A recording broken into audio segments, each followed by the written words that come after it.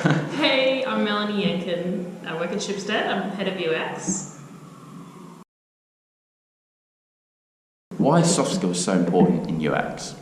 Soft skills are so important for UX roles for so many reasons. One of them is that a designer can't be successful if they work in isolation. For a designer to be successful, they have to be able to collaborate effectively. They have to be able to actually influence how something that they're designing is implemented. And they have to be able to be strategic with their product managers or their business stakeholders to be in the conversations from the very beginning. So there's a number of, it's almost like a daily requirement and a different facet depending on what part of the product lifecycle they're really in, where soft skills will come into play. But without the soft skills that they're developing, it will really inhibit them from being able to progress and also from the impact that their work will be able to have. So which soft skill do you find most important? This is so hard because there are so many. I'm going to say communication and presentation skills because you do that in everyday practice. And if you have good communication and presentation skills, you're going to be able to have impact with your work in the way that you deliver. So you've got to minimize the questioning or challenging that you get. You'll be able to have better negotiation skills with developers to kind of push for the ideal implementation, and you'll also be able to kind of stand your ground in meetings with stakeholders. And so it's really fundamental, I think, as the building block for so many other soft skills is kind of communication and presentation. Third question. Do untraditional ways into UX work, i.e. sales, recruitment?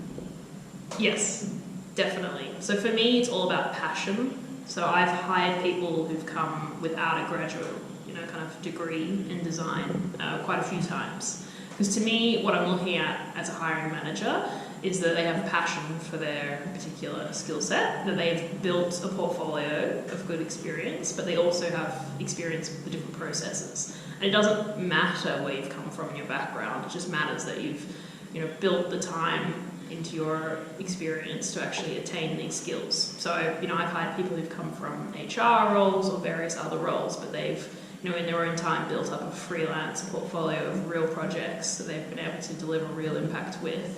So you don't need to have the traditional educational background as we did in the past. Point. So I think you will need to have done some level of kind of educating yourself. So like upskilling in the tools, kind of understanding what process, and being confident to be able to actually produce an outcome yourself. So you can use courses like General Assembly for those, but then you need to build up a portfolio of experience. So then you can go into the freelance community. And a lot of people start by working with their own network. So working where there's kind of a low pressure environment through a friend or through a connection that they have to kind of deliver a project for them. I'm definitely against working for free, but I think when you're doing your first couple of projects, then you can kind of start to negotiate on what value you're going to get from the end person. And then it's important to start to build up your experience with multiple projects. So start small, really understand what the relationship needs to be like with you and the client that you're delivering to. How do you deliver them value? How do you work with your different UX processes? And look at each project as a chance to build up your portfolio. I think doing your full portfolio building through an educational system is very hard today, and it's much better for you to do it through experiences in the real world. So there's actually quite a few sites that you can use as well to kind of go into freelance communities. But start with your own network, is my opinion. Kind of say that you're looking for some design experience. Does anyone need a new website or kind of a digital product that you can offer assistance for? And would you say gaining a mentor is really beneficial when definitely building a portfolio? Yeah, so if you're first starting in the design industry, you're going to have 1,000 questions for every project.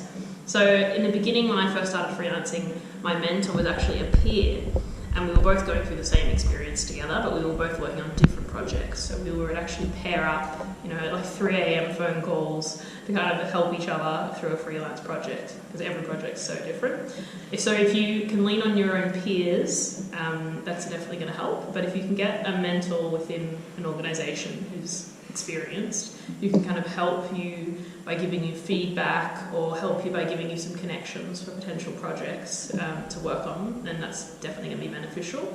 But in terms of how to actually approach a mentor is definitely a tricky strategy to kind of employ. Because I've had a couple of people just approach me cold and say, I'd really like you to mentor me. And that's quite a confronting thing to happen, because I don't have a relationship with them. I don't have any understanding of who they are or how I can help them. So it's quite scary for me as someone to be asked to fill that role without any kind of lead up.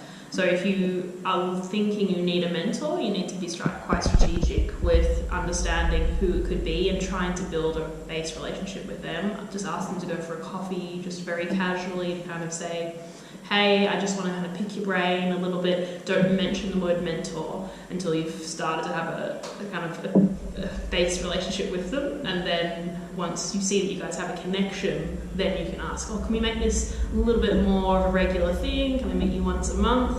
And then eventually you could have a mentor-mentee relationship. But don't just go in there cold.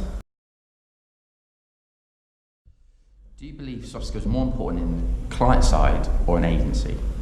I really don't think that there's any difference. I think that soft skills are incredibly important for every single UX position.